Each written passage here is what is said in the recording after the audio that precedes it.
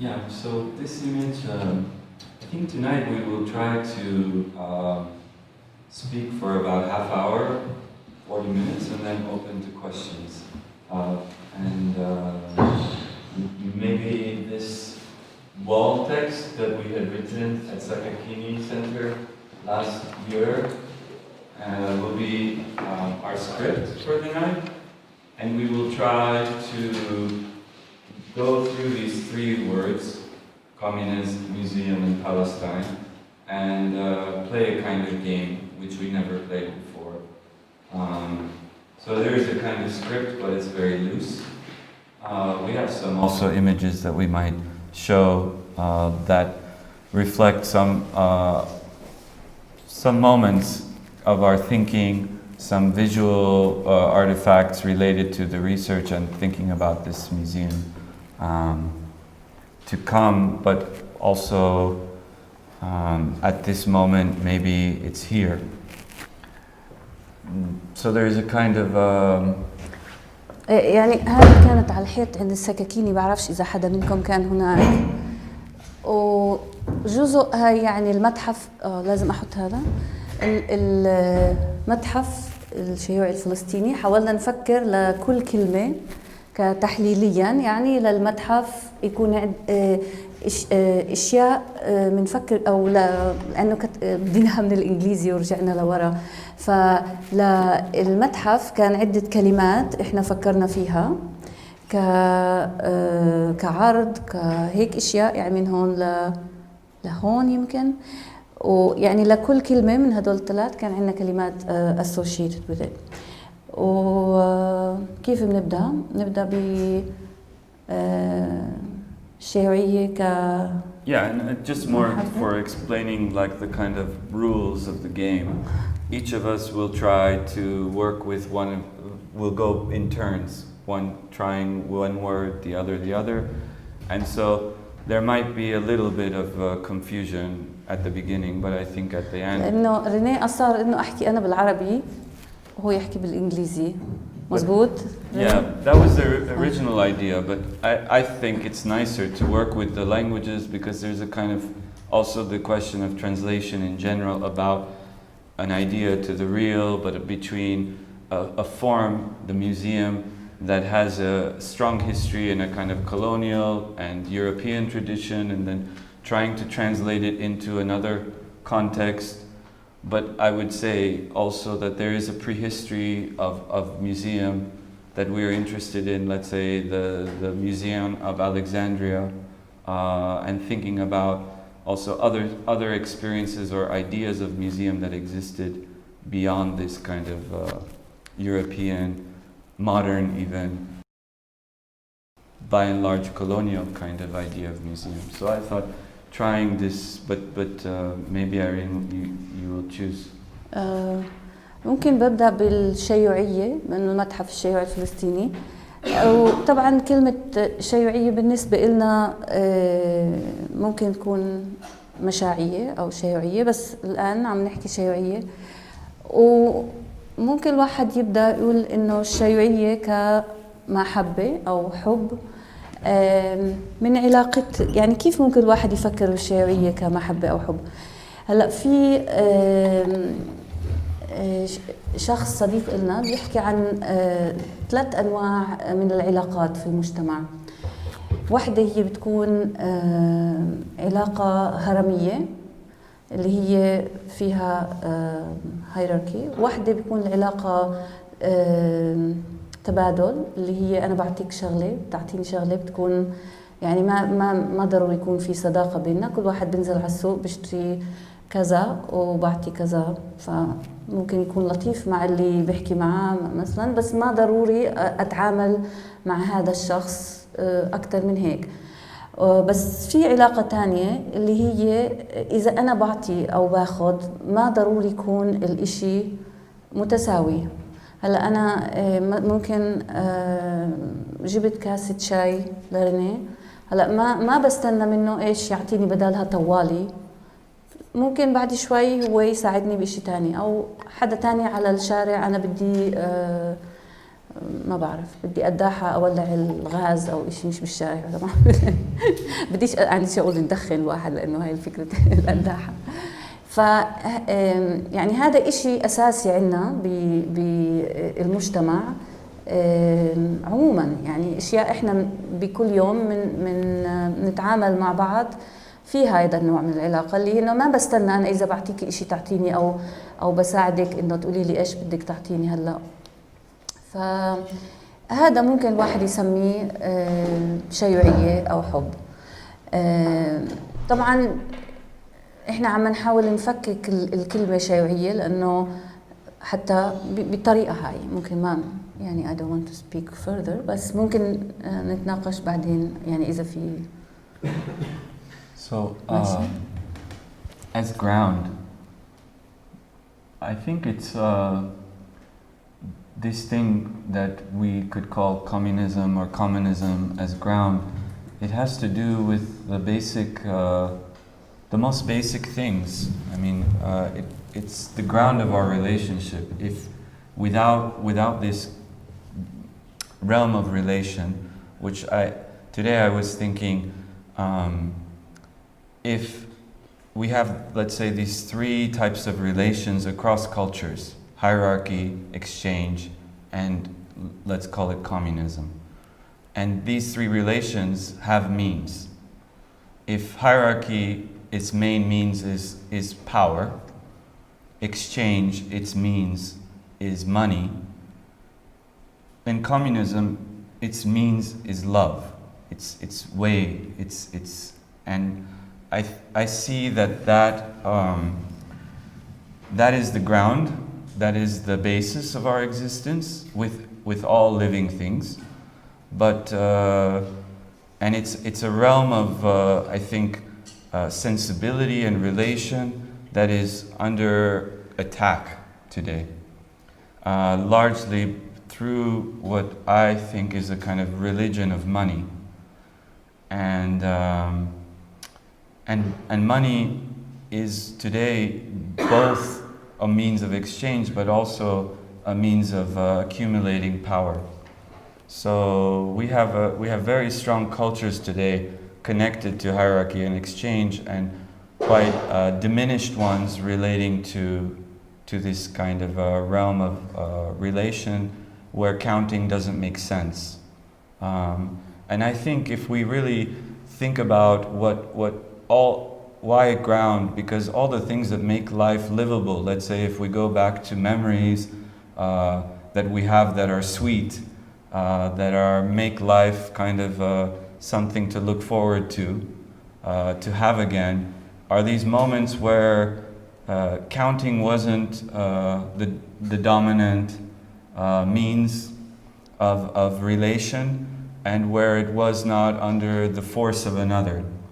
And so for me, to go back to that ground, to work on that ground is what this idea of a museum is about. So I said idea. Are we going in the order of the list? We can. I think it's nicer. Okay, كفكرة. الشيوعية كفكرة. هلا طبعا في اختلاف بين يعني العربي والانجليزي وكيف الافكار تيجي يعني كفكره او كايديا للشيوعيه او للكومونيزم. هلا يعني اذا قلنا الشيوعيه او المشاعيه، خلينا نقول انه ممكن الواحد بيضيع من ناحية فكرة إذا بفكرها إنه هي بس أيديولوجية.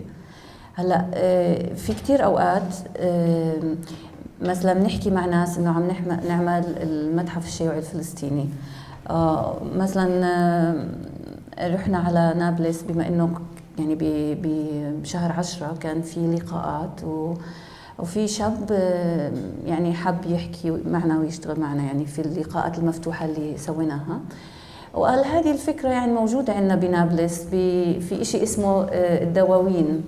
اللي هو كل عائلة عندها ديوان بيشاركوا الأفراح والأحزان وبيساعدوا بعض، حتى اللي مقتدرين بيساعدوا اللي من العيلة أقل اقتدار يعني ماديا وهيك. فقال أنا بدبر لكم يعني تيجوا معي يعني هيك جماعة ونروح نزور بعض الدواوين هاي. فقلنا أوكي بنشوف كإشي يعني مسبق وجوده، لا يعني حتى مش نفس اللي الواحد دائما الفكرة الشيوعية بيفكر فيها، لازم نفتحها لأشياء تانية هي موجودة بحياتنا اليومية، وما تكون هي بس الفكرة اللي جاية من فوق يعني اللي مع الدولة الشيوعية اللي بدنا نستناها تيجي. لا، بالأساس أساسا الشيوعية هي الدولة كان عندها فرصة، اللي هي مثلا خلينا نقول الاتحاد السوفيتي صح، كان عنده فرصة انه يعمل اشي بالشيوعية، بس على مدار السنين شفنا انه ما زبط. فهلا احنا فرصتنا انه بشكل افقي نفكر شو هي الشيوعية. بس هي اخرة القصة انه او نص القصة دخلنا على هالديوان واحد، يعني دخلنا 3. فانا اعطيتهم برضو شوية زي مش محاضرة يعني، بس قعدت احكي ابو 10-15 دقيقة. قالوا لي والله هذا إشي ممتاز وإحنا بنحب نستضيفكم وكذا، بس عندنا مشكلة واحدة، لو تغيروا هذا كلمة الشيوعية. يعني هذا كان حلو كتير إنه تناقشنا معهم ليش وهيك. وطبعا هم بعد شوي صار عندهم ثقة وقالوا لنا إنه يعني في شخص من الأشخاص حتى من أقاربه وعمه أو إشي هيك هو من الشيوعيين المهمين في الشرق الأوسط وهيك. يعني في كتير الفكرة بتعطيك كتير طبقات من التفكير من عدة نواحي. فهي هل هو حزب أو دولة اللي هو نسعى له؟ لا أكيد لا، مش هذه الفكرة. فشو هي إشي خلال خبرتنا هنا بفلسطين مع الناس اللي بنلتقي فيهم مع خبرتهم، زي هاي الدواوين اللي هي بتكون تساعد يعني حتى لو انها مقتصرة على عائلة، انه هاي ممكن تكون شيوعية عائلية. انه في صديق لنا بنيويورك هو يوناني امريكي بيقول انه هو يعني اول لما كان صغير كان عندهم هذا الاشي اللي هو شيوعية عائلية، بس مرات كتير المجتمع بيروح كتير اكتر لهاي العلاقات اللي بتكون اكتر انه بس بدي اعطيك وتقولي شو تعطيني وكل شيء داخل فيه المصاري، فبتخرب هاي الحب او الشيوعية العائلية. اوكي. So, communism or communist or communist as hypothesis, I think it's very basic and why the word is still interesting. Today, I think there was a really interesting writer which we lost, and a thinker, his name was Mark Fisher, and it's now almost more than a year and a half he took his own life. He was living in London, and among his kind of books and ideas, there was one book he had written that was called Capitalist Realism. And in that book, he traces a basic kind of structure of the world we're living in today, which posits that everything that is practical, even the word sustainable is used, has to go through kind of the ethics and the nexus of money. So anything that you think of to do basically has to justify itself and its sustainability through money. And that it becomes normalized, that you know, governments, states, social and cultural organizations, everything has to make sense through that principle of reality. And we can understand that creates a lot of misunderstandings and problems in the world, because obviously we see it as not being very sustainable. If we think ecologically, if we think socially, if we understand even this wall around you know, the occupied territories and that all of it is structured around interests that have to do more with these kind of dimensions of power and the accumulation of money. So the hypothesis would be that there is another way to socially organize ourselves. That's it. That there is another way, and that basic hypothesis doesn't mean that there is an answer in the old ways. It just posits that there is another way of trying to not collapse these different types of relations and enhance the ones that are not based exclusively on force, coercion, hierarchy, and ones that would be based on solely remuneration, basically being paid and exchanging, that kind of transaction. So how that would be structured, what kind of institutions or ways of enhancing that relation to our common existence with all beings, to me that's more sustainable, but we would need to think and imagine that. The hypothesis is just that there is another way. And so there is a lot of social imagination and initiatives that we would have to create, I think, that try to work with this hypothesis rather than the existing capitalist realist one that says there is no other way. كعلاقة، هلا أنا حكيت قبل عن الشيوعية كعلاقة، كعلاقة اجتماعية اللي هي هرمية أو تبادل، كيف نقول exchange تبادلية؟ لا، في كلمة تانية لإكستشينج من يعني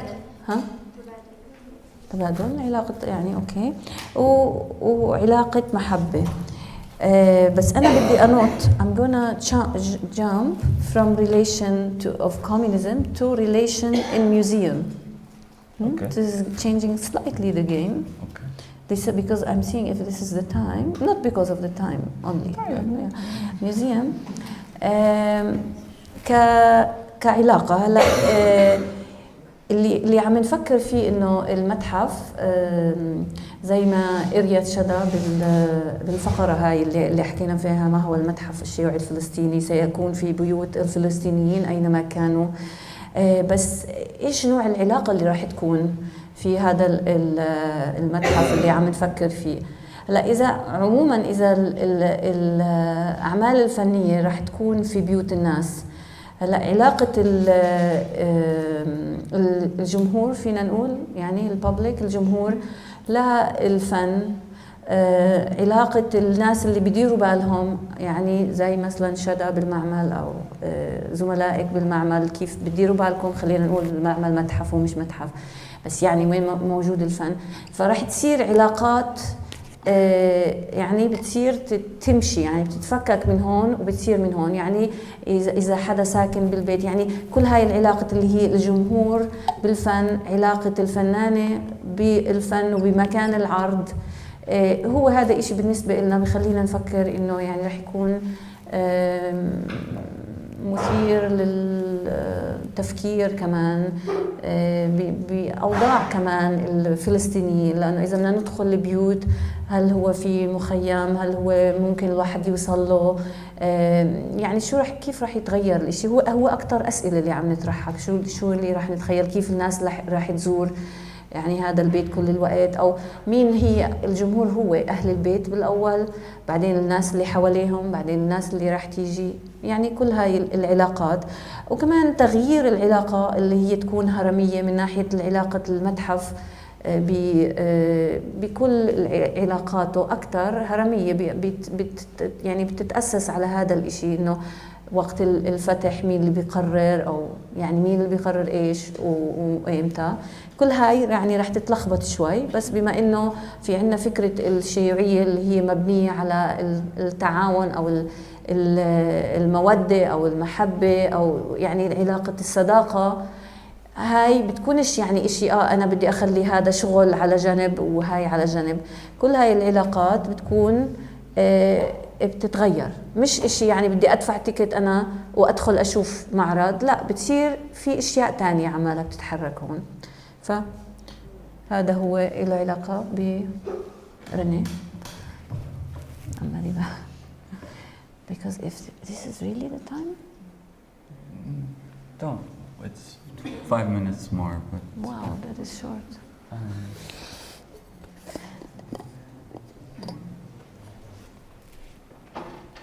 I will continue with the prehistory and pre-existing, maybe combine them. I think one of the great mistakes of the earlier versions of communist hypothesis, I think, in the way that they were practiced and realized, in terms of thinking another way of socially organizing ourselves and caring for common things, it was to have assumed that it was something to be constructed in the sense of a project, that communism was something like on a course of history, one line forward and going towards the future. So it was very much under the kind of, I think, idea of modernity and unfortunately coloniality. Because I do think that modernity, the dark side of modernity is coloniality. And so modernity is one knowledge, one rationality, one science, one cosmology. And the dark side of it is the colonial violence that underwrote that oneness, that one world. And it was the preemption of other kinds of futures, other ways of relation, other ways of seeing the world, feeling the world. And so I think our understanding or way of working with the notion is first and foremost to think of it as something that is pre-existing. One could say it's an everyday communism, let's say. But I think it's more than that. It's our history in a way. So we can also try shorter versions of everything. Yeah. Maybe one more note. Why prehistory? Because there is also, I guess it would be the decolonial communism, because there are largely histories that haven't been written. And so maybe there would be like a quote, the proper way is to quote that history. And not only they haven't been written, but the ones that have been written have always been skewed. So it's before this kind of singular even way of accounting for the past. Okay, I reached كو, no? كو. اوكي باختصار اذا بدي احكي كو في محمود درويش طبعا سطر كتير مشهور على هذه الارض ما يستحق الحياه. ف شو هذا؟ ما هو الذي يعني على هذه الارض ما يستحق الحياه؟ بالنسبه إلي له علاقه كتير بالكو تبعت الكوميونيزم. ومثلا اذا الواحد بفلسطين بيروح على قرى بالشمال باي قرى وبتحكي مع الناس او مثلا بيعزموكي على قهوه ادخلي كذا بيرحبوا فيكي بيحكوا معك كانهم بيعرفوكي من قبل بتحسي في إشي يعني إلك علاقه معهم. فبالنسبه إلي هذا هو اللي قاله محمود درويش وهذا له علاقه بهاي الكود تبعت الكوميونيزم اللي هي مش اكيد مش شيء تبعت شيء موجود من قبل يعني شيء الواحد لازم يعمل له كونستراكشن شيء موجود وهذا الشيء الموجود كيف الواحد ممكن يقدره ويعتني فيه. فهذه هي الكو. بعرفش قديش واضحه بس بتصور. Okay.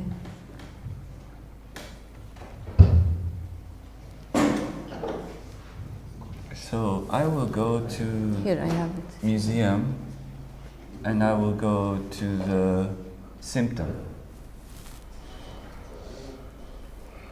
I think museum is a symptom. It's a difficult thing because symptom usually has to do with some kind of illness. And I do think that there is a kind of dimension of the museum that has to do with an illness.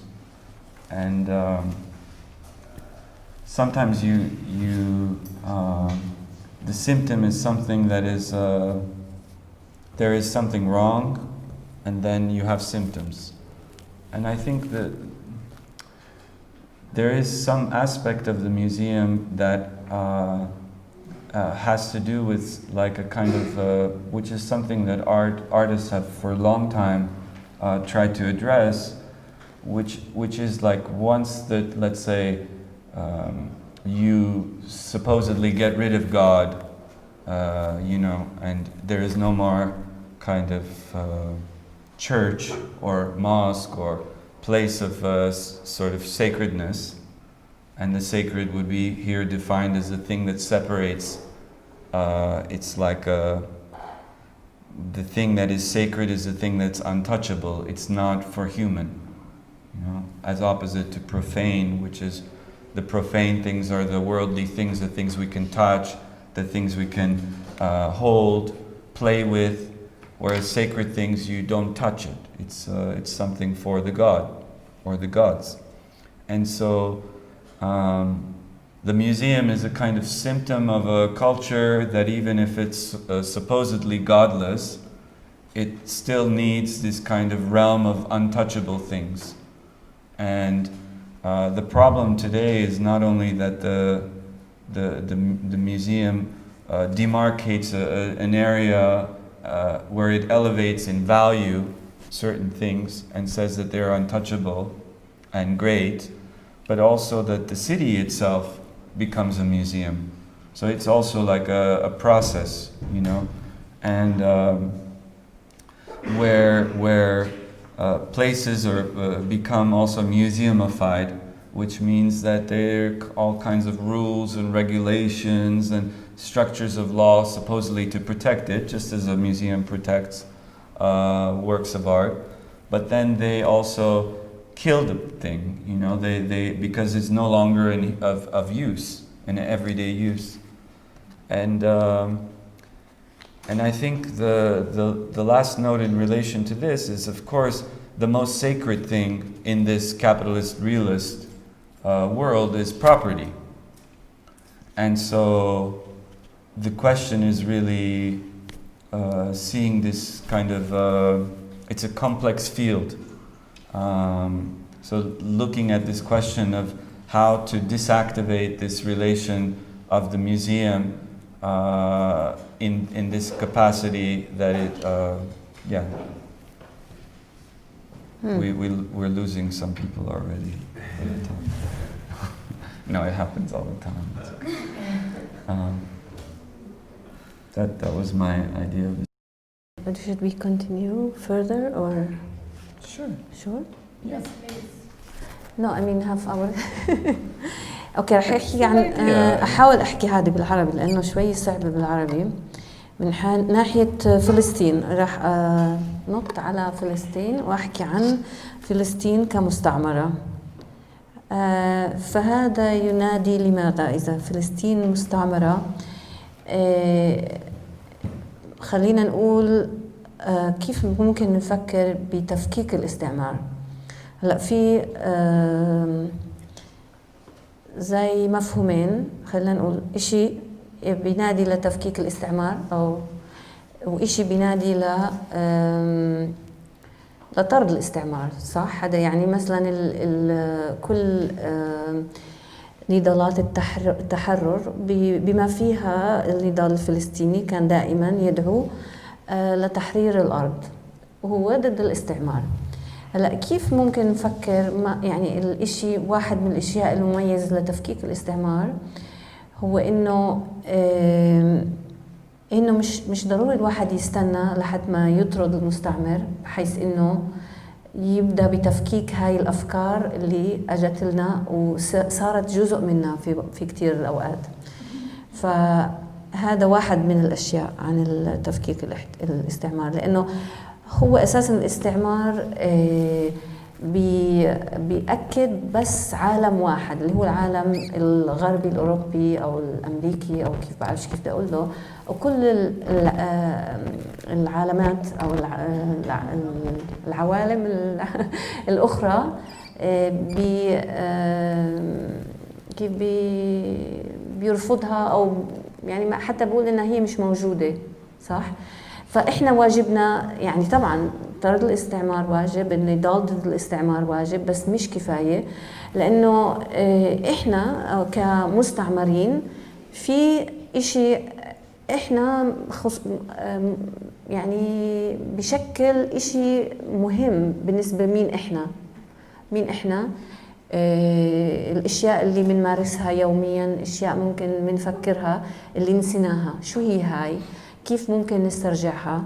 هذا جزء من تفكيك الاستعمار، حيث إنه نرجع ل يعني هي خطين، خط النضال ضد الاستعمار وخط التذكر مين في الواقع إحنا. ممكن يكون إشي بسيط، يعني إنه مش الواحد يعني ممكن يكون يعني كمان الواحد يرجع لإشي بفرحه، لأنه هو الاستعمار هو مقت وسمة بدن. فإيش الأشياء اللي عندنا ممكن تخلينا نضحك كمان، بس مش نضحك بطريقة سخيفة، يعني إنه أشياء يعني هذا برضو إشي طويل كيف يعني عمالي بحاول أحكي بعرفش إذا واضح، ممكن واضح عمالي I'm not sure if it's clear.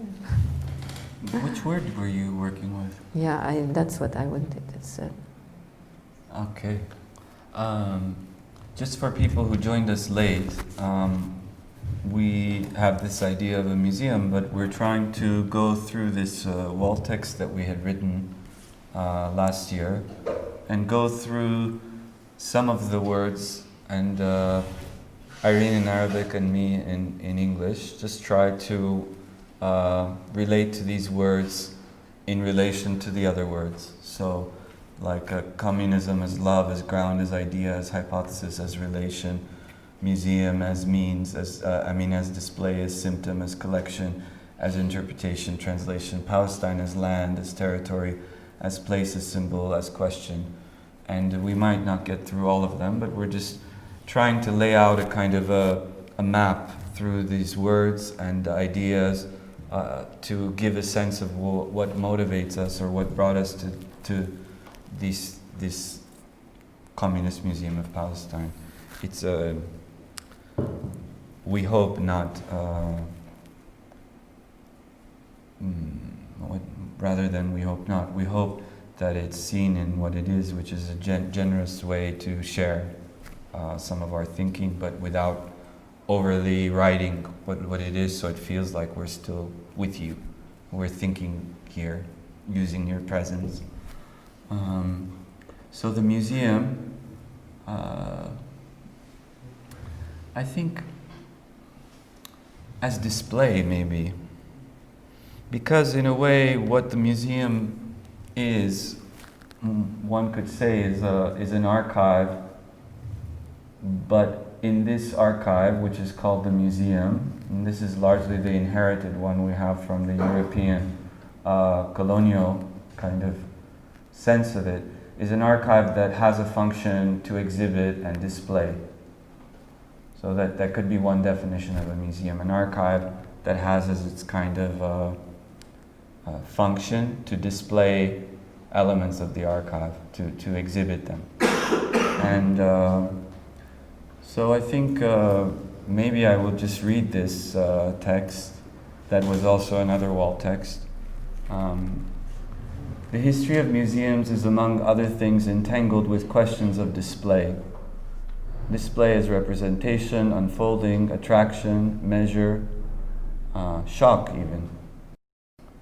Displays of worldliness, of wealth, of power, of loot, colonial, of spoils, of triumphs, of wonders, exotic, curiosity, cabinets of, glory, divine, providence, mastery, while often, always, hiding and suppressing the violence which, the dispossessions which, their collections depend upon, and thus displays. In the 21st century, where the strategies of display and visibility of museums are ever more entangled with the management of appearances, one could say spectacle of society, with the marketing of art as products and products as art, marketing of cities as well, with the gentrification of neighborhoods and the displacements of communities, with the commodification of life, language, land.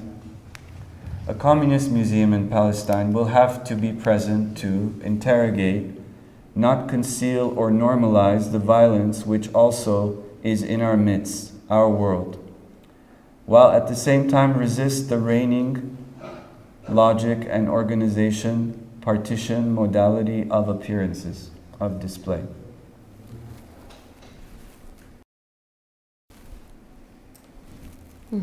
Finish? بضلني بفلسطين وباخد كلمة شعب people. هلا شو عم بفكر أنا هلا إيش بدي أحكي إذا حكيت الشعب الفلسطيني. طبعا كلمة كتير لها وزن. الشعب الفلسطيني والشعب الفلسطيني، شو هذا الشعب أو أي شعب، شو معناه؟ هلا في تفكيرنا عن المشترك اللي هو الكومن، اللي هو جزء common communism. في وقت من التاريخ اللي هي بالتفكير الفلسفي كان في يعني تفرع، في ناس اهتموا كتير يكتبوا عن الشعب، والشعب دائما له علاقة في الدولة. هلا احنا ما عندناش دولة ولا كان عندنا دولة، يعني اشي، يعني عندنا اشي بس مش دولة. هلا ايش احنا ممكن نشوف مثلا اسم تاني ممكن نسميه مجموعات او اشي، ويكون لها علاقة باشي زي مش الدولة او اشي المشترك او المشاع. يعني هي زي كيف بدنا نقول خريطة تفكير، بحيث انه الخريطة هاي تسمح لنا انه نشوف الشعب الفلسطيني بطريقة أخرى أو نفكر بالدولة بطريقة أخرى. لأنه دائما إحنا عندنا هاي المشكلة، كأنه ما راح نعمل إشي إلا ما نعرف إمتى راح يكون عندنا دولة وشو كان راح يصير هذه. فنحن ممكن نبدأ من أماكن مختلفة. إذا الشعب له الدولة المشترك أو المشاع له مجموعات، فبصير أنا أكتر عندي حرية. كمان الفلسطينية اللي في أماكن مختلفة خبرتهم تختلف، اللي الفلسطيني اللي بحيفا أو بيافا أو بلبنان أو بسوريا. فإذا ممكن الواحد يشوف هاي الخبرة اللي هي فيها إشي مشترك ولكن فيها اختلاف أو فرق، فيعني هذا ممكن يفتح طرق علينا، بحيث إنه الدولة والشعب فيهم زي مأزق نقول يعني بلوك أو في يعني بدها فتح. فهي المفاهيم الواحد مرات كثيرة بنفس الشيء الشيوعية، هل نتخلى عنه وبنحكي عن اللي احنا بنحس انه بدنا نحكي عنه بمفهوم آخر، او بنلاقي يعني هي يعني الكلمة تانية للشيء الثاني، او بنعيد بنحط تعريف آخر ومعنى آخر لكلمة شوية مهرية يمكن. فالشعب بالنسبة إلي شوية مقلقلة زي الدولة، نفس الوقت الدولة حتى مش بفلسطين، في كل مكان مفهوم الدولة بالنسبة إلي مش هالقد يعني بحس إلي علاقة شخصية فيه، ولا بحس إنه علاقة بحياتي مش كفرد، لأنه ما إله معنى بالنسبة إلي حياتي كفرد كتير. حياتي معناها هي بلقاء الآخرين، هي بيني وبين الآخرين. هذا هو بالنسبة إلي معنى الحياة، هي اللي being with، أو هاي اللي طلعنا منها قبل as with، وهي اللي شيوعية كمع. فهذا هو دمج التنتين مع with and people shortly. So I will talk about museum again as historicization. So the museum as we inherited is largely a kind of an instrument, among other things, as any archive is, a way of historicizing, a way of thinking and preserving what one feels is important from the past.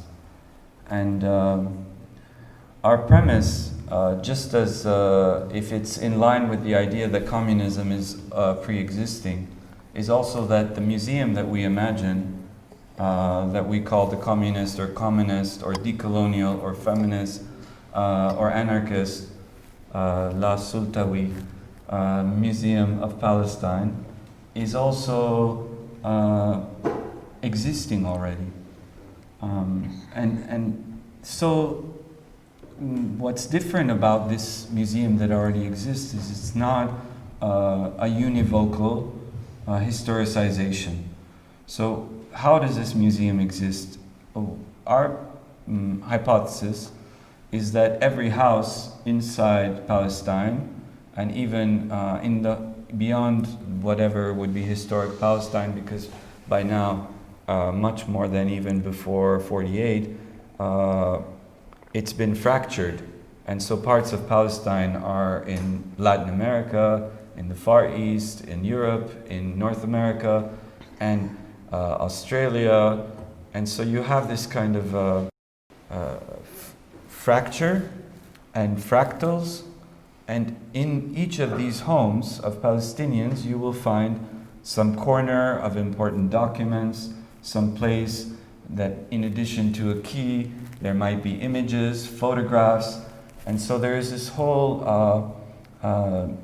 archive, basically, that exists in every home. And that is the beginning of our museum. The beginning of our museum is this kind of multiplicity of histories that are not univocal, that are not one voice, or even a united voice. So it would be another way of historicization through our museum, because as each home could be the possibility of hosting this museum and making it publicly available once a month, or depending on the development, then also these histories could be maintained in their uniqueness and singularity rather than collapsing into one idea of a history. So I tried to counterpose, let's say, in the shadow, the normative museum with the one that we're thinking about, which would then, there's a kind of normative history, and then one that's much more complex and nuanced, because inside each of those homes you will find a different history.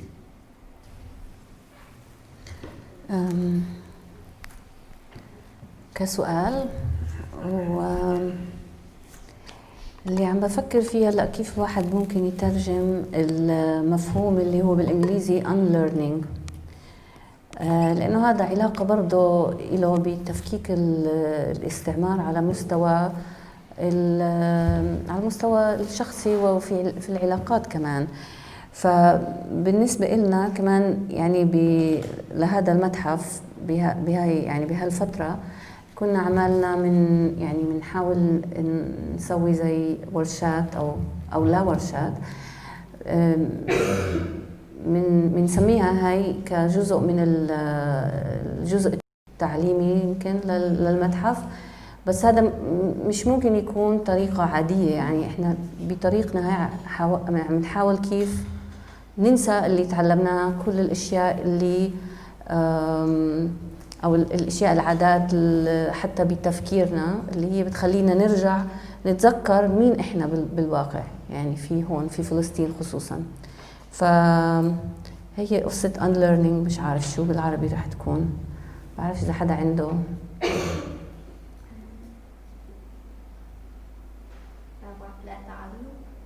هي أكثر من لا تعلم، هي بس يعني الواحد يطرح الأسئلة من ناحية الأشياء اللي تعلمها أكثر، يفكر فيها. بعرفش، حطينا كتير كل الوقت تفكيك، بس بتصور مع الوقت رح نلاقي كمان أكثر يعني كلمات بتساعدنا على التفكير، لأنه هاي برضو مشكلة عندي طبعا، محدودية التعبير عن الأفكار لما يكون التفكير جاي أساسه باللغات الثانية. وهو كمان تفكيك الاستعمار له علاقة باللغة، هو مش بس إشي يعني تقني الواحد يعرف كيف يعمله، هي كمان العلاقة مع اللغة وكيف نقدر نسترجع علاقة أخرى، يعني مش هي علاقة بتخلينا يعني بتفكير معين أو في مكان معين. يعني هي علاقة اللغة مع الحياة اللي بنعيشها، يعني ما بعرفش كيف هذه يعني محدودية التعبير هياته واضح.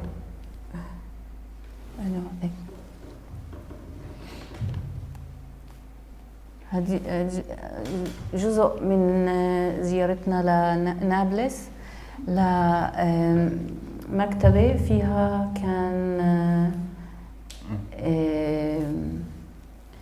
فيها رسائل من المعتقلين بالثمانينات والتسعينات. So we go back. Maybe we're approaching, at least in the time that we wanted to give, because then we can open for questions, to come back to this Palestine. I could try, because I didn't do it in English any. And I think maybe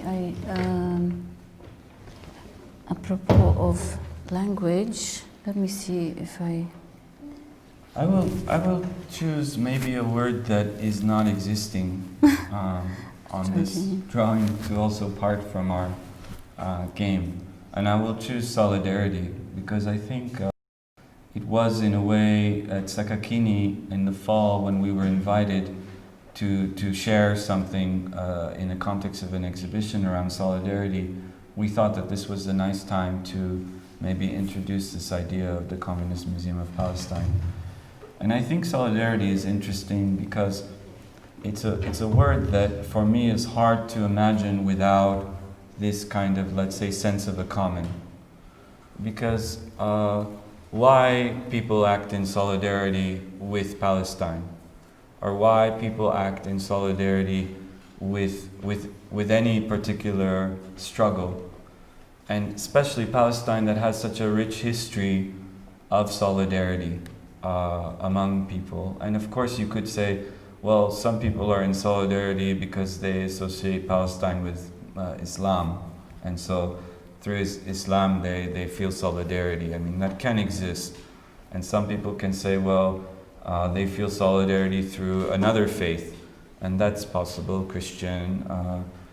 In a way, you can imagine it also through Judaism. But for me, when there's a specific interest, that's not solidarity.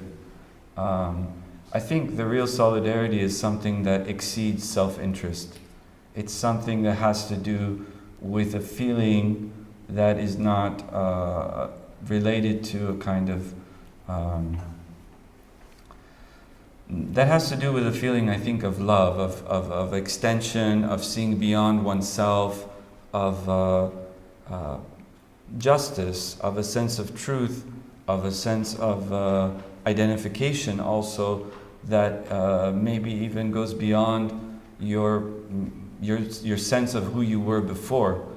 And I think in a way the question today is to reconstruct what that solidarity is when it can become a force, like in the time of anti-apartheid struggles, that builds something possibly new. And the difficulty that I see today is immense, because the question is also related. That's why for us, each of these notions, communism, museum, and Palestine, are problematic ones. I mean, they're problems, they're questions, they're not fixed things. Because I think also that historic solidarity that existed with Palestine came through a lot of even communist struggle and communist struggle. And the question is how to reconstruct a relation to that, because for us, like if that solidarity is purely based on interest, I don't think it can go very far. I think people, for instance, who support the boycott, as an example, I mean, they risk sometimes work, career, increasingly a lot of difficulties that go against their self-interest.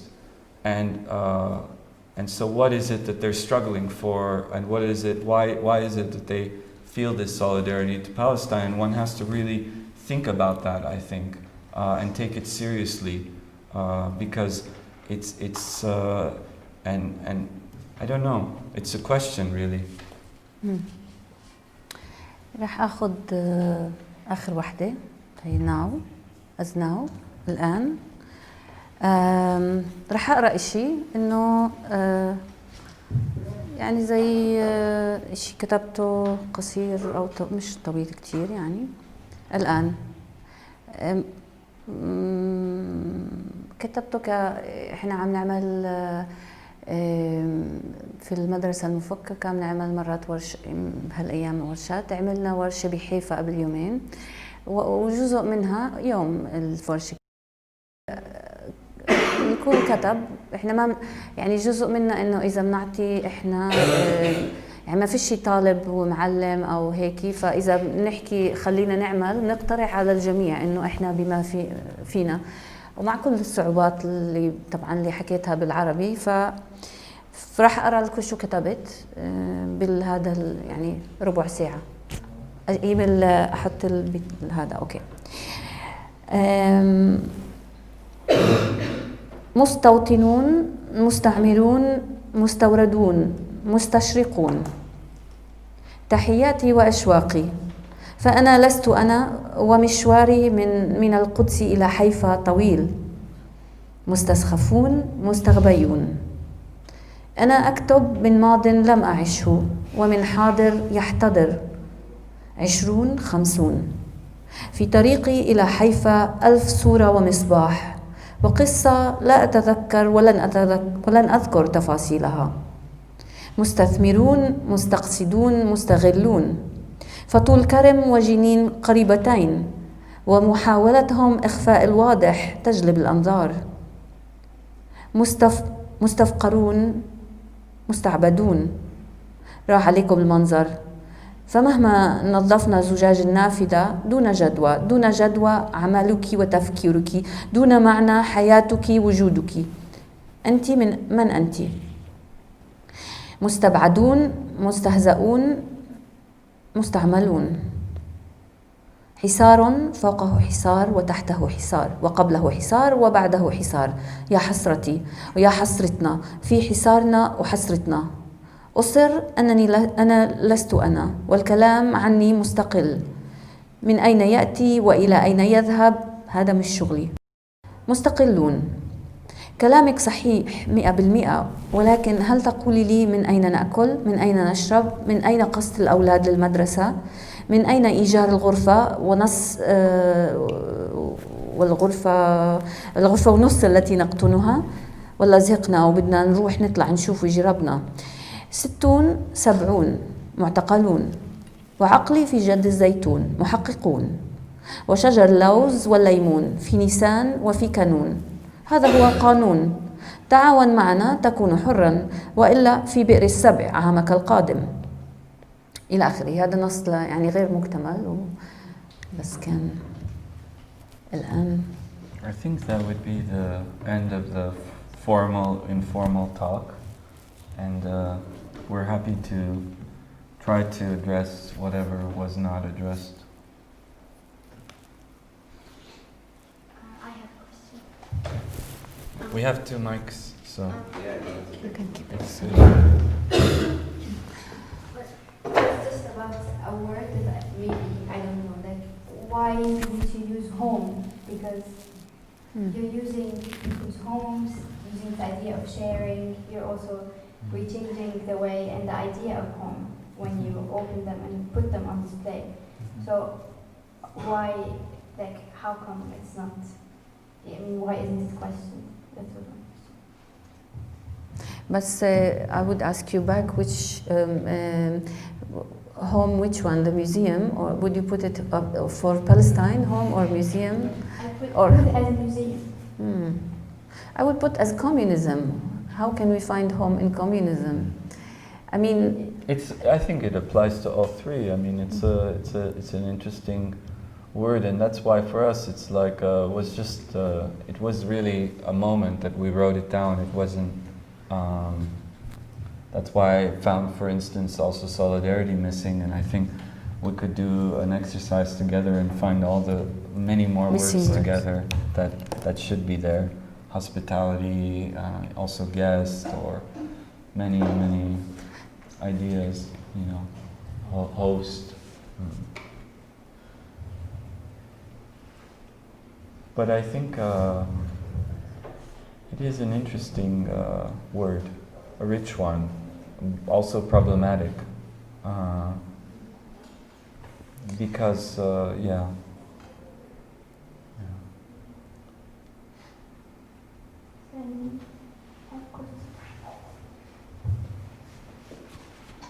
As you said, you think about starting a museum from this already existing archive of fragmented artifacts and Collections and collections histories. in people's homes and of the world. It seems to be that most of these things are very much based on memory.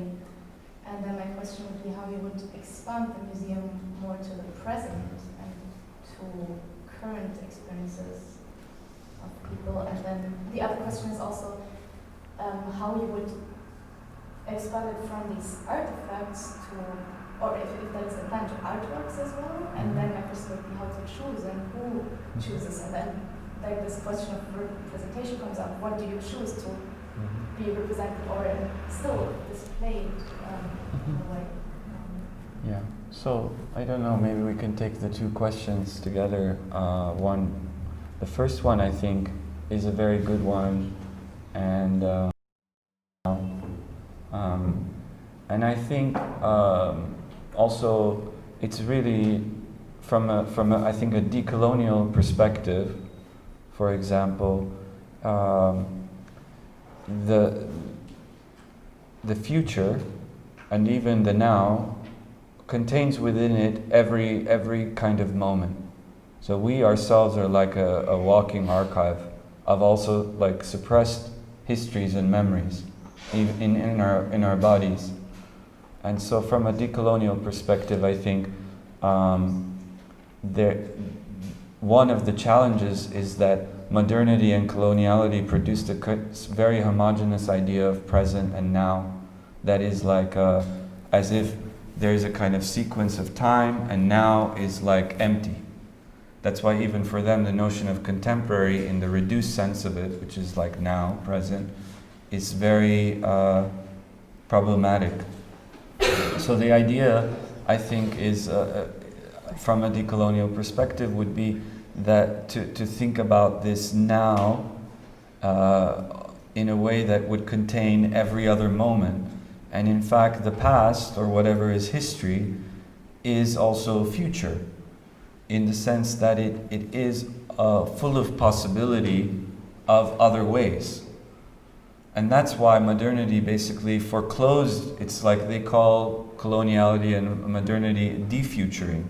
Because every moment it's like foreclosing futures by reducing, destroying difference in the sense of different temporalities, different ways of perceiving the world, and even knowledges or languages that contain within them that possibility. So I think it's a critical question, and that's why I keep thinking it won't be a contemporary art museum in that reductive sense. Now, there are some thinkers like Walter Benjamin or Giorgio Agamben who has written a book called What is Contemporary?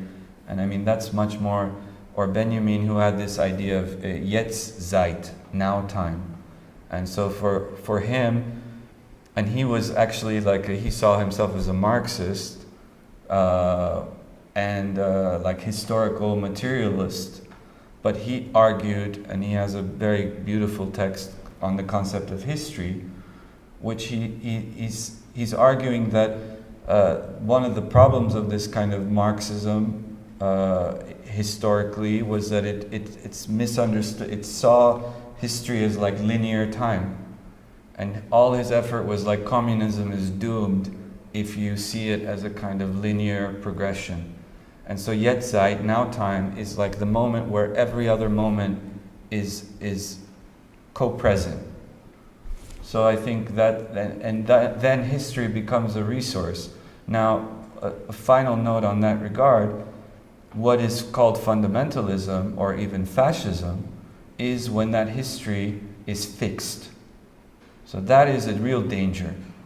So when history becomes something that is like the past as a fixed thing, that is not open to interpretation and not open to its difference, then we have real problems, which is maybe also the dominant way history is being practiced politically today. So there is also danger there. Now, regarding the second question, I thought Ayreen would deal with that, maybe, but I'm volunteering you. It was regarding representation and remind us. You also include artworks. Yes, like how do you choose? Practically, I think we thought we would invite some artists and friends and people we know who make works of art, and they might imagine them to be in the normal museum or never in a museum. But we also saw that through the process, other things will emerge. I mean it's more it's through not this hierarchical kind of relation. If it's through friendship and love, anyway, they are kind of giving as a present to this museum, the artists, so they're right? not being purchased. So there has to be a relation to the artists. Either we have a relation to somebody who trusts us and believes in this idea, not us. Of course, it's always a personal thing as well. So if people are doing it, that is more the kind of criteria. It's more the friendship and the wanting to be involved but in also it. the idea, the and ethics. also a lot of, just so more, it's more on a practical level, how would we do it? No, it's not like, oh, we're gonna go now and do, try to define places, who is the director, who defines that. It's more an organic process. A lot of artists have already come to Palestine. Al-Ma'mal, for example, there's how many artists have come over the years. They have done something also. So that could be one way to contact artists that come through Al-Ma'mal and would like to kind of present what they have done through this kind of museum, or other friends who are interested to understand the situation more in Palestine and have a relation to it in the process of doing something. So we can see what are the possibilities for them, whether to come or to connect them to places, people who would like to host in the house. More in the relation, things will be defined. But as it's an organic process, I think it will, like, for example, most of the imagery or representation thus far we felt comfortable with the museum has been like graffiti and street art. So for us, it's like to decolonize also ourselves. We start a process with a premise and some ideas, and we try to go away from this idea of taste, breaking the kind of idea of selection. So obviously, for instance, the people who host us can also choose what of their own archive, but also artworks that they would like to show. And with time, if it really, our initial utopic idea emerges as more materialized and real, I think it will produce even different kinds of art. Because I think that's part of the dead end that we're seeing and wanting to break out of, which is that if you think about the history of the museum in its contemporary so-called form, it's beside it being contained within this problem, some of which we raised. It was never intended. I think the initial gesture of taking the castle of Louis the whatever palace and turning the works into a public thing, it's like suddenly something that was some wealthy king's symbols of power becomes public, you know. That's like one history of the museum, and thus these works that were each of them symbols of power of a king are transformed into something totally different in that moment. But now, as artworks are being created to fit into the museum, it's like, well, how to take it away again and put even those works that would be in MoMA or whatever in a house will create a very different reality. And I mean, there's so many things to say, but among them, you know, if museum is something that is like safeguarding and protecting works, I mean, in the context of Palestine, what sense does that make when people's lives themselves are so vulnerable? So why, well, for us, it's interesting to put the artwork in the same level of vulnerability as life, and not to elevate it as something sacred. And so there are like a lot of ways to think about it. You were a bit critical in the beginning about the viability or feasibility of the usual relationships that are that govern projects such as museums or entities such as a MAMA. That I would then ask you how, in practical terms, even though you just mentioned some ways of how to go about it, how in practical terms do you deal with issues of just organizing things, logistics, getting people around, inviting artists, taking them to people's homes, finding the money to whatever, to do the basic stuff. We're not talking, I'm not, of course, insinuating about, kind of a whole conservation labs or stuff like that. I mean, as you said, the artists are be as vulnerable as the people are in our situation, but how do we deal with these things? Which eventually will have to deal with money. Yeah. You want to begin and I try to follow? Well, I think it's an interesting question because it's a question about the institution at the base. If we think we want to also analyze it and modify it and change it and critique it in the doing, all these become good points to relate to what we are doing. Because the problem of the institution and the professionalization of any sphere is that it robs us, the professional is the one who knows, and if Rene is the professional who is, let's say, the doctor, and then I don't know how I can heal myself, so Rene is going to write me something and I'm going to be dependent, no? And in art also, if the professionals of the art, including if it's the artist and the curator, and so how can we deprofessionalize ourselves included? It's part of the decolonizing ourselves in a way. How can we do it in the process of trying out something?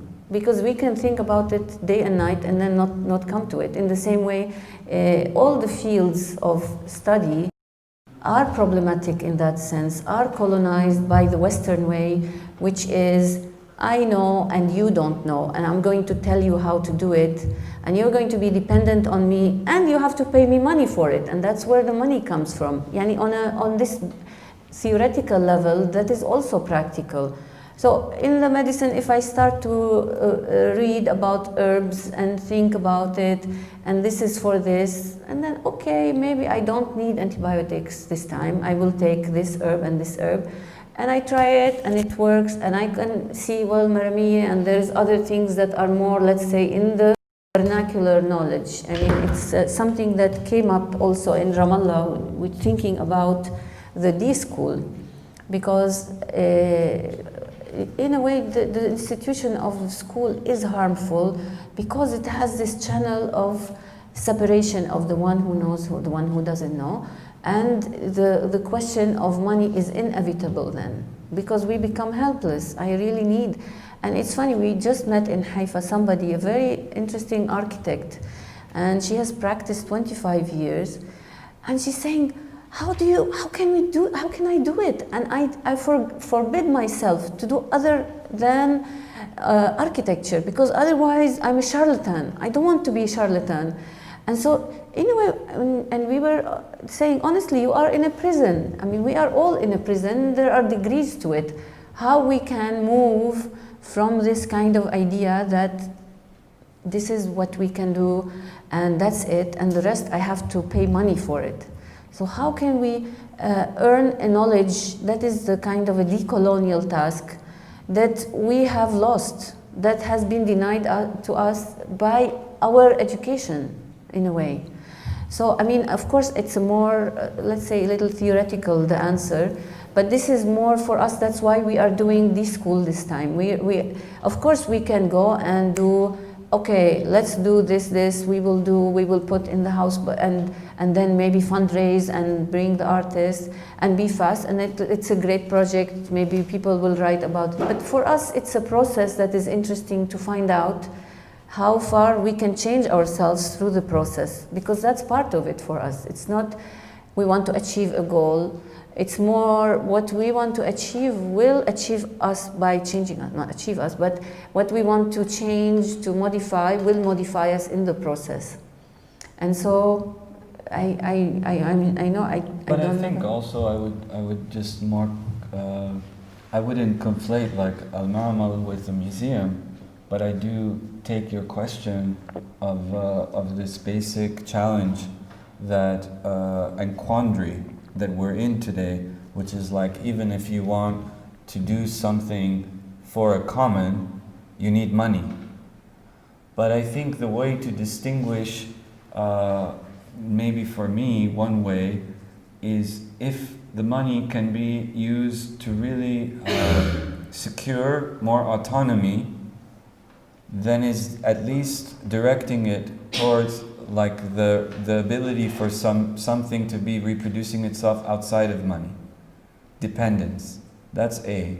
I think it's really important that when we do get access to money, the reigning logic is towards production, towards making things that give further glory and perpetuate all this garbage, basically. I mean, sometimes literally garbage, because you build up things and then you have to destroy them, and it's totally not ecological, sustainable, and also a lot of money was spent and for the glory of the funder or the artist, but very little of it rests in the community, and the common. So the challenge would be that when one gets this money, you're building more autonomy so that you're not dependent on money, and that could be like one really good way of discerning whether we're using money in the right way or not.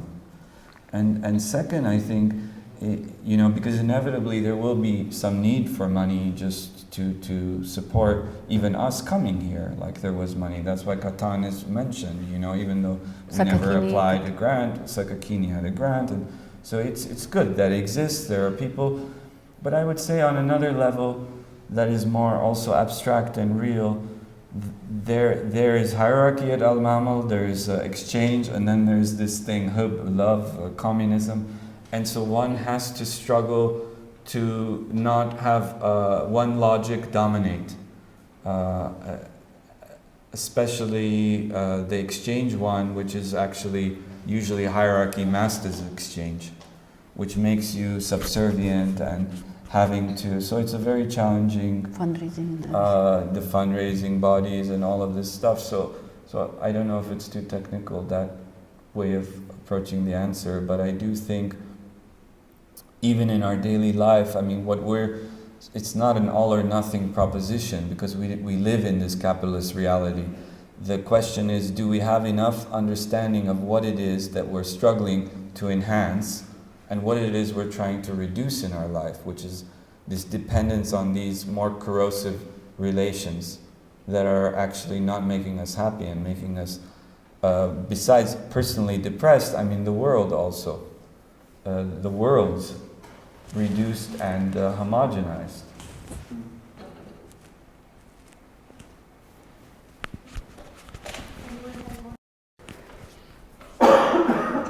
Okay, that's nice. One more.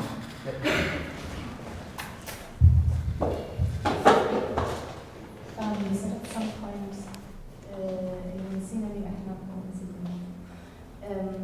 is We forgot who we are.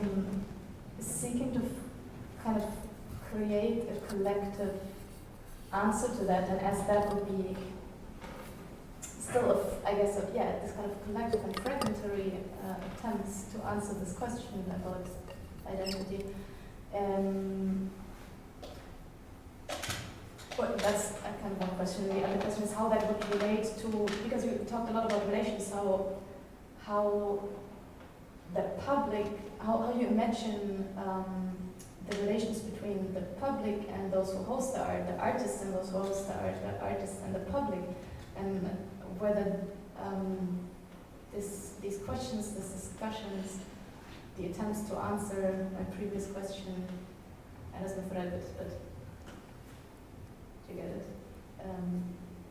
I'm thinking about the first question you asked, so I'm not listening to the second part.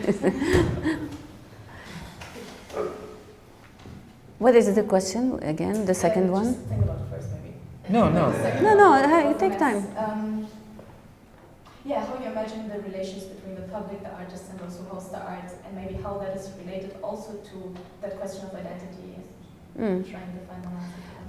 I mean, I will try. I'm not sure if it's probably it's important to think about identity, but it's a heavy thing.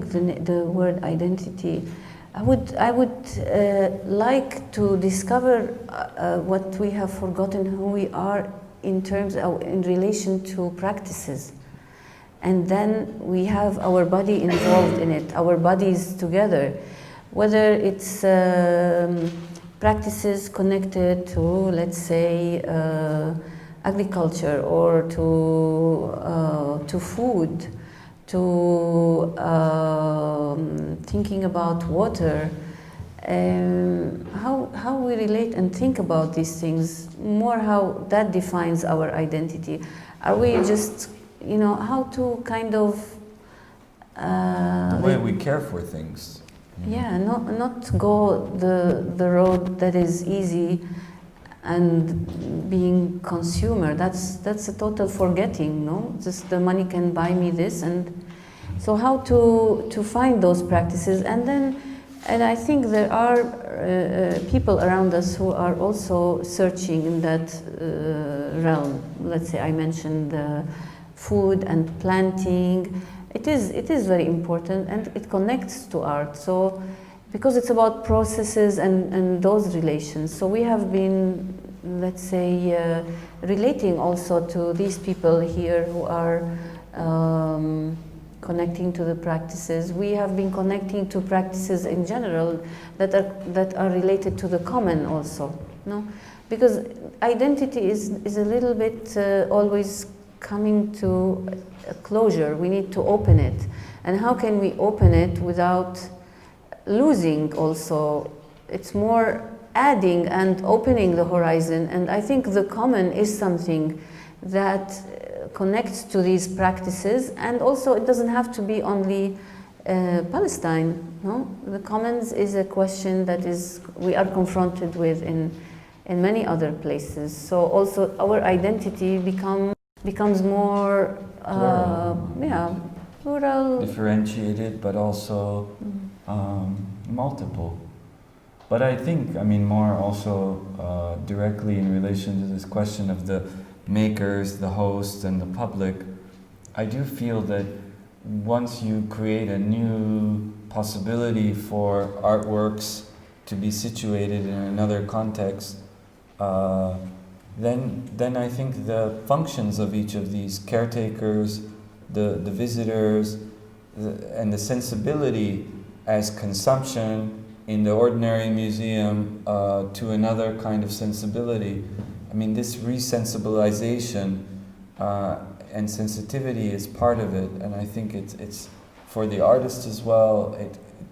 For us, it's just more like might create very new sensibilities for art and its kind of, let's say, even its political character. And by that I mean, in this case, political in the sense of its question of how do we want to live together.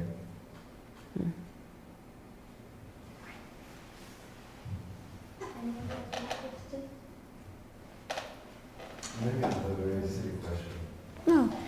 Could it be like the Palestinian Communist Museum or the naming? Can you proceed? Go back to it. Yeah. Would it be kind of a publication, the museum, of all the ideas and books and well, you know, it's like this. It's for us.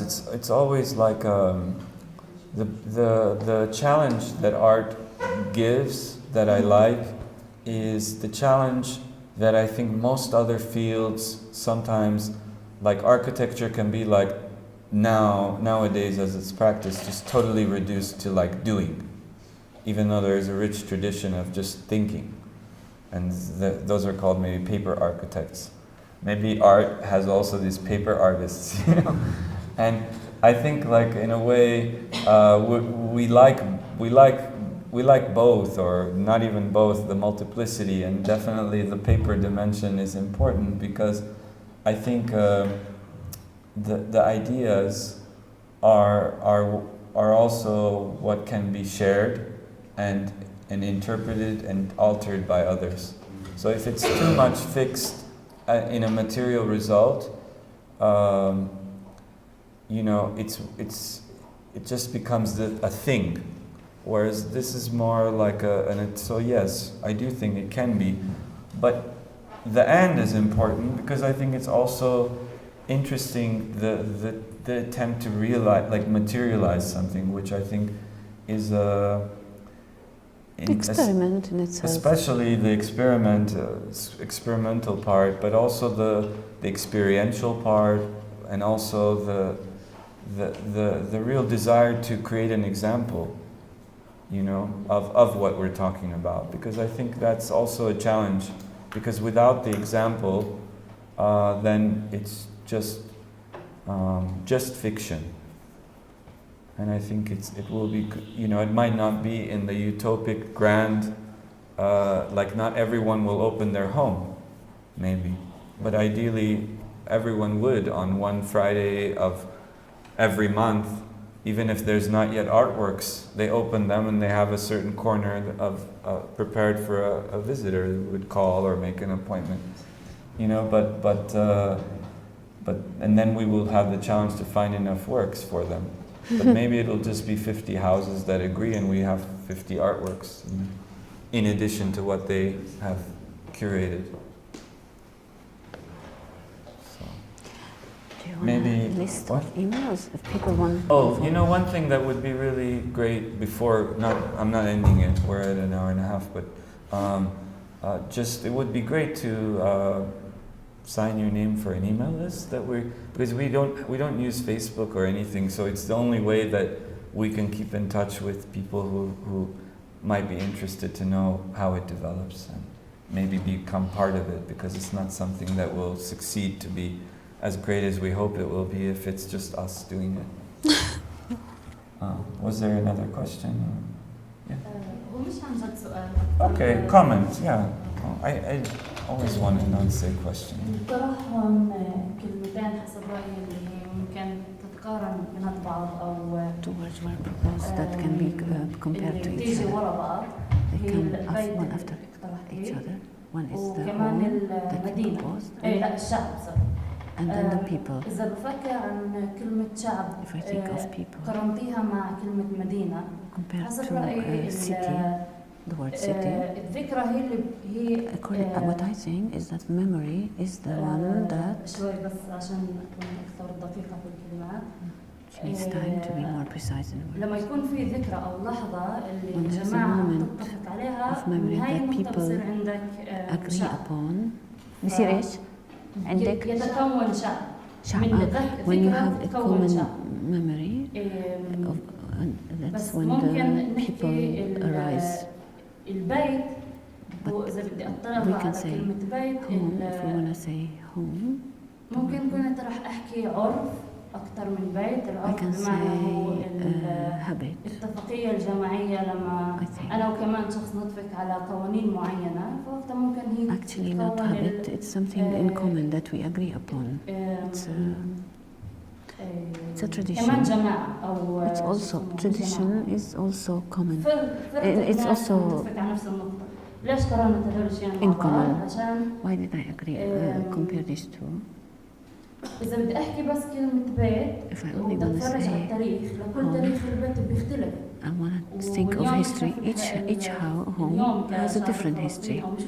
Today, as a Palestinian people, that we spend to, it's the opposite of communism that we oppose. Home today is the city because it has participation. I'm not gonna add home, but I'm gonna add urf, which is something agreed upon, like a tradition. But if I wanna think about communism in Palestine, I think of urf. عرف فينا نقول tradition عرف or custom عرف custom أيوة برافو. Because I explained what it is, it's custom, I think. بس إنه حكيت عنها بالتاريخ لأن أتفرج مثلا على الحضارة اللي إحنا موجود فيها اليوم كفلسطينية. القرى هي اتبنت على أساس عرف معين. يعني مثلا أنا ما بدي أفتح شباك قبال جيراني عشان ما يكونوا customs the villages were constructed through these customs because I don't want to make a window here and there. So that's how the structure of the village started. It's a very important word in relation to the cultures of the common, of Masha, and it's an immaterial institution, basically, that was more passed down through habit and language and gesture and ways, and I think we have to recover some kind of custom. Like they even talk about it in English like customary laws, but these customary laws were not written, and they were also part of this modernity, coloniality, erased or destroyed or relegated to imposed hierarchical laws, forcing themselves into the law of that regime. So I think there are still a lot of customs to be recovered if we speak to older people around us, because they still hold on to a lot of those, and they're oral largely. Today we were at Ayreen's mother has compiled a book on the Zagharit, and I think that tradition itself, for instance, is a kind of part of this customs, that is a way of relating, another form of speech that doesn't have a truth or false to it. If someone does a Zagharit, you can't say it's true, it's false. It's a different logic entirely, and so I know it would seem to go far, but it would be nice if somehow our museum can relate to these customs. No? Well, thank you all. It was a nice ride for us. If we can pass a piece of paper and a pen. It would be really nice to keep in touch with you, and you to have ability to keep in touch with us, because we can write you, and it won't be an abstract email that you can write to. If you're interested also to continue thinking together about it.